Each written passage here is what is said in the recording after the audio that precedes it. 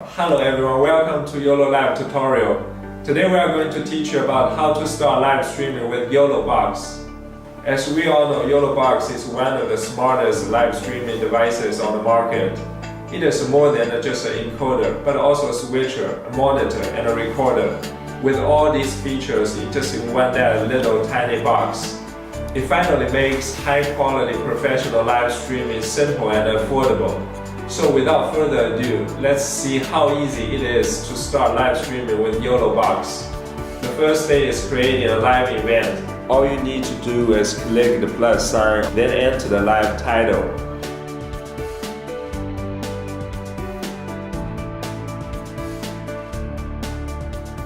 Here you have your live event. With YoloBox, you can broadcast to multi-destinations to expand your audience. Click the event that you have just created. Swipe right from the very left. You can select from all the major social media streaming platforms. Here you can see the accounts that I have already logged in. But if you haven't, you can just sign up as easy as you do it on the desktop. You can stream up to 3 platforms at one time. While you already use YoloBox to connect with YouTube, Facebook, and Twitch, you can also use YoloBox to connect with RTMP because setting up RTMP is just so easy. First, click link here on the bottom right, then click again. You'll receive an email where you can set up RTMP on the computer, then you are done. In some professional cases, one single camera capture is just not enough. Therefore, you need more cameras. You need features like add video sources. Click switch to see all the video sources.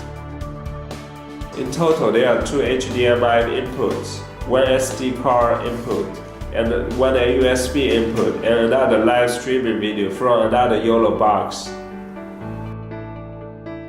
While you are live streaming, you can click 1, 2, 3, the numbers to change video sources directly.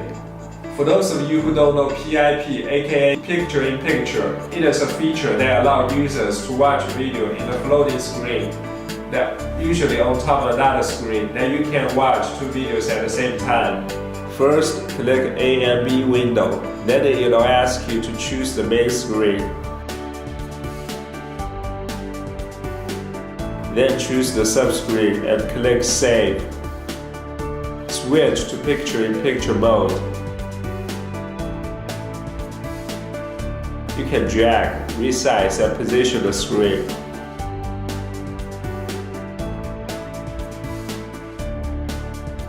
Watermark is an important part of branding. It also prevents people from stealing your videos. Adding watermark is also super easy. First, click Overlay to add watermark template stored in the SD card. Then click to choose the logo you want on the screen.